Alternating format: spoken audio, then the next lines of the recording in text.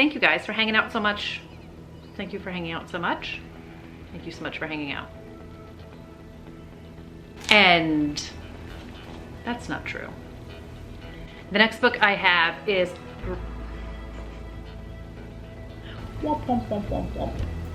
where if you got that friend or frenemy or that woman that just completely, and I definitely feel like books come in and out of your life.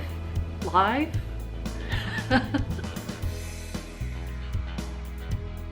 everybody, it's Audrey and welcome back to Chapter and Converse. Today's video is going to be talking about books that I want to reread.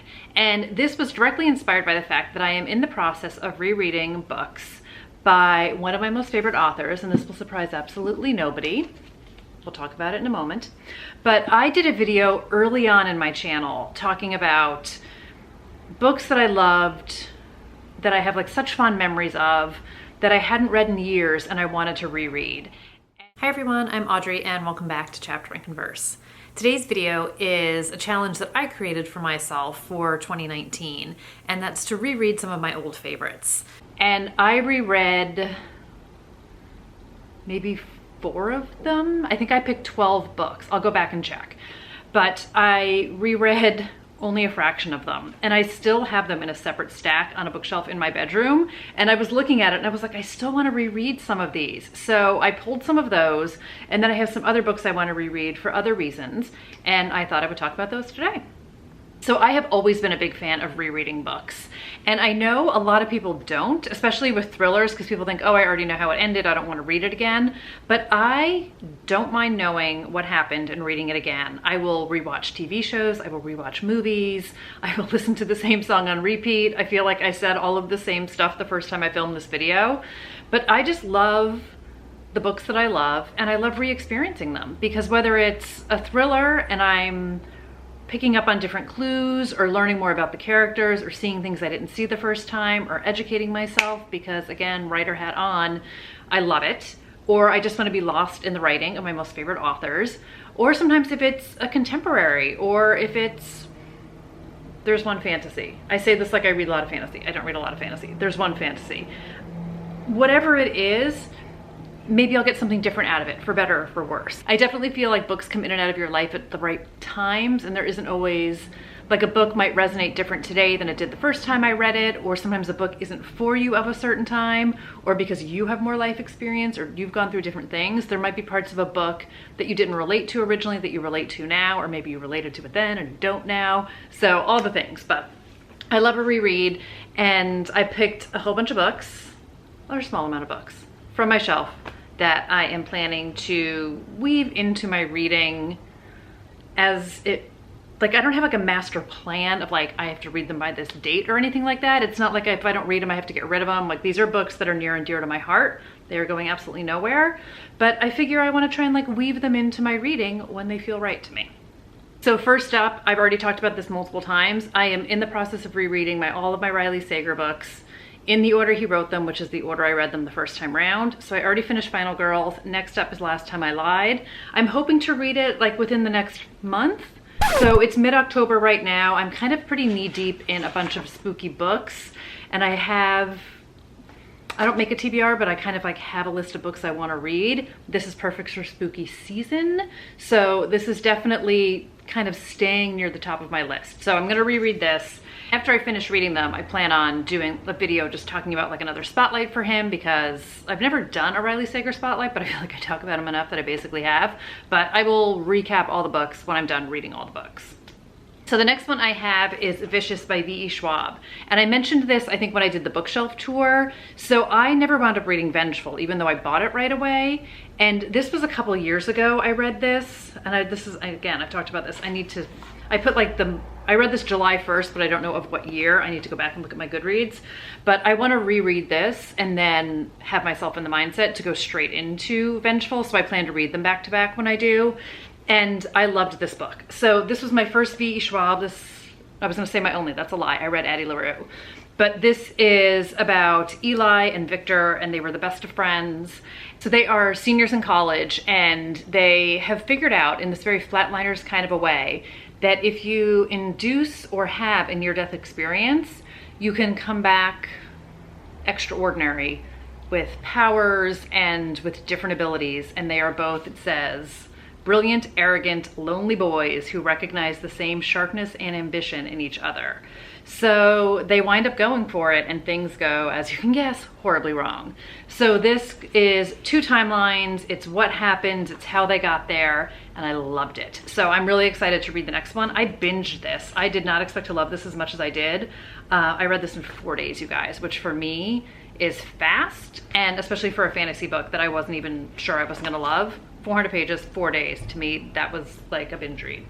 Loved it. The next book I have is The Robber Bride by Margaret Atwood, and I have not read this book in forever. I read this book once and I still think about it, and I remember connecting to it so much and loving it, even though the details of it are super fuzzy. But this is about 3 women who are close friends, and they met this woman named Xenia when they were all in college together. And it was in the 60s, and then it says, and over the 3 decades since, Xenia has damaged each of them badly, ensnaring their sympathy, betraying their trust, and treating their men as loot. Then Xenia died, or at any rate the 3 women, with much relief, attended her funeral. But as the robber bride begins, she's suddenly alive again, sauntering into the restaurant where they are innocently eating lunch. So this is all about that friendship where you meet that person who is sort of so intriguing and pulls you into their web, and you're sort of in awe of them and enamored by them, and they basically just wreak havoc on your life in like the most toxic friendship way. And this is about the 3 women, it's about their husbands, and I just loved this book so much. And it says, if women are to be equal, they must realize that they share with men both the capacity for villainy and the responsibility for moral choice. So I just loved this, and I love her writing so much. I've talked about her many times here and my love of The Handmaid's Tale, and I'm excited to relive this because, again, I just remember devouring it. This was before, or I don't know if I just respected the book too much. I didn't dog ear it, but oh nope, I just found a dog ear. That might have been an accident. I don't know. And this is one of her books I don't really hear a lot of people talking about, or maybe I'm just not listening to the right people, but I feel like I hear a lot of people talk about Alias Grace and then obviously Handmaids and her newer works, but this was just such a fan favorite for me, and this was one of the ones that was on my original list, and it's staying here, and this time I'm actually gonna read it. Next up is another book I've talked about on here a lot, I know, and there's obviously a reason why I love all of these books, but it's Beartown by Fredrik Bachmann. So I read this a couple years ago, and this was one of my first, I feel like, BookTube made me do it books, and I had mixed expectations because I was kind of like, oof, like, this isn't a thriller, this isn't in my comfort zone, this is not gonna be for me, and I was obsessed with this book.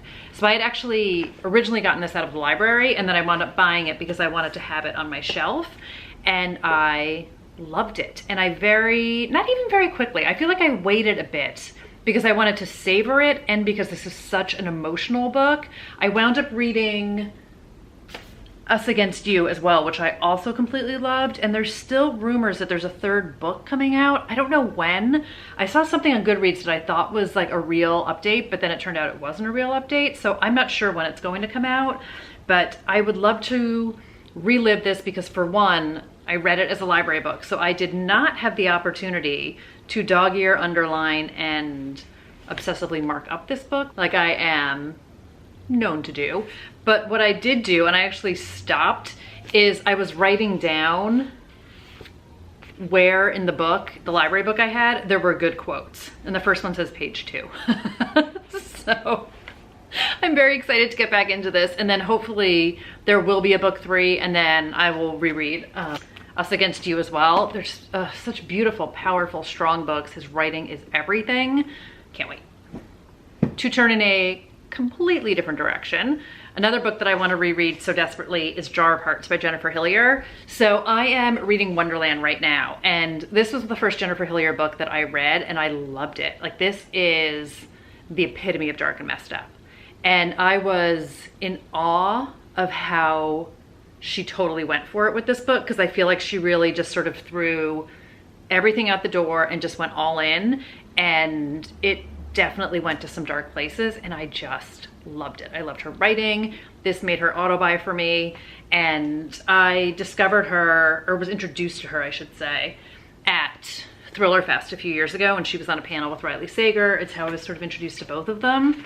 And the next year I went back and I brought my book with me so she could sign it, because they did author signings, and had a lovely conversation with her. She's such a lovely lady. So I read Little Secrets next, and then I sort of had this master plan that I was always going to read her backlist, and I finally just got into it, and I'm 65% into Wonderland. Love it. And it is reminiscent of this in the darkness, so I'm so excited about it. But I do want to go back and reread this one too, because it really was just everything I love in a book, and I just loved what she did here. And it's one of my most stunning books by far. The next book on my list was also in that original video, and it's Lily White by Susan Isaacs. And I just, again, remember loving this book so very much, and I couldn't tell you what it's about at all. But I refuse to get rid of it, and I am convinced there's something in here that is really important to me, and I need to read it again to find out what it is. So of course I took a sneak peek at the inside cover so I could tell you a little bit about this book, since I can't tell you a little bit about it on my own.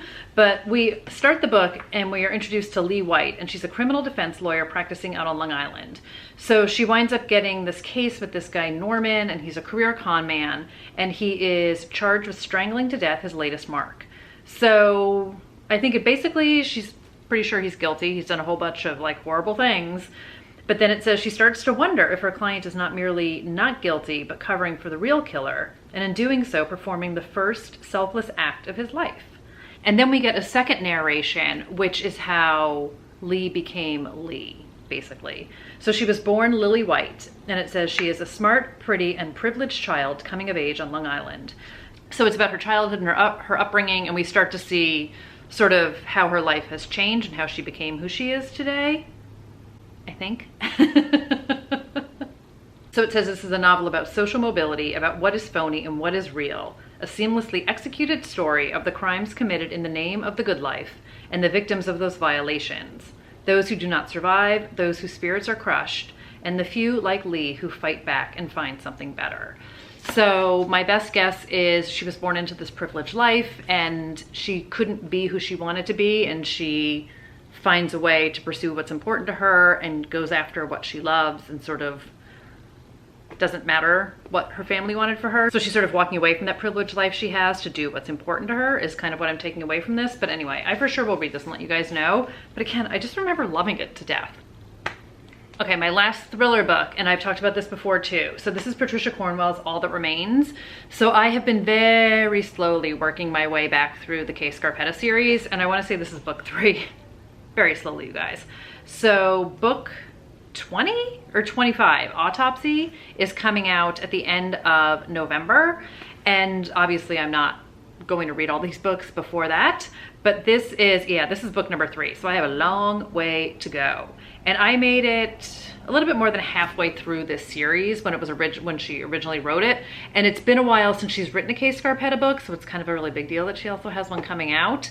But Kay is a medical examiner, and she is in Virginia, and she works with the local police, and she works with the FBI. And this just spans years and years, and it's all the cases and all the investigations, and I just loved it. My first real boss, I should say, my first real job. My boss used to work at a hotel in Miami, and people used to leave their books all the time. People would go on vacation and leave their books behind, and they would just, when they would clean out the rooms and things, they just became part of basically like a library for the people who worked there.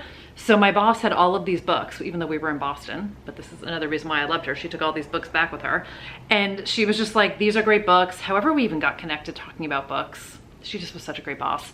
And she wound up giving me a ton of her books, including the Kay Scarpetta series that she had. So this is a repurchase. This is the newer cover. I got this from Book Depository a little while ago. So I did have a bunch of the original paperbacks. I do have a bunch of original hardcovers too, but this one is about a killer is stalking young lovers, taking their lives and leaving just a tantalizing clue. So we've got another serial killer on the loose kind of a situation, and it says, but when the latest girl who goes missing turns out to be the daughter of one of the most powerful women in America, Scarpetta finds herself prey to political pressure and press harassment.